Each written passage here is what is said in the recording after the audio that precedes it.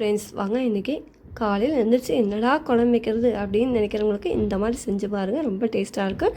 இதுக்கு வந்து பார்த்திங்கன்னா நம்ம கோவக்காய் கடலைக்கறி தான் இன்றைக்கி செய்ய போகிறோம். ரொம்ப டேஸ்ட் சுவையாக நல்லாயிருக்கும். இதுக்கு சட்டியில் வந்து ஒரு 5 ஸ்பூன் அளவுக்கு எண்ணெய் சேர்த்துட்டு நம்ம ஃபஸ்ட்டு கோவக்காயை ஃப்ரை பண்ணி எடுத்துக்கலாம். பார்த்திங்கன்னா கோவக்காய் ஓரளவு நல்லா சுருங்கி வதங்கி வந்துடணும். இந்த அளவுக்கு ஃப்ரை ஆனதுக்கப்புறம் நம்ம தட்டில் மாற்றிட்டு இப்போ அதே எண்ணெயில் ஒரு பட்டை, ஒரு சோம்பு, ஒரு ஏலக்காய், 2 கிராம்பு, கூடயே சோம்பு 1/4 டீஸ்பூன் சேர்த்து பொரிஞ்சது வந்ததுக்கப்புறம் ஒரு பெரிய வெங்காயம் பொடியாக கட் பண்ணி வச்சு அதையும் சேர்த்து நல்லா வதக்கிட்டு 2 பச்சை மிளகாய், கொஞ்சமாக கருவேப்பிலை, 1 ஸ்பூன் அளவுக்கு இஞ்சி பூண்டு பேஸ்ட் சேர்த்துருக்குறேன். இதை நல்லா வதக்கி எடுத்துக்கலாம் பச்சை வாசனை போக.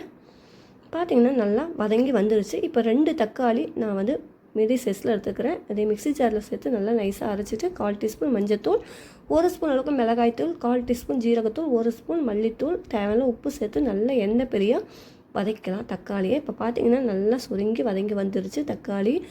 இப்போ வந்து நம்ம கோவக்காயை சேர்த்துட்டு கொஞ்சமாக தேவையான தண்ணியும் சேர்த்துக்கலாம்.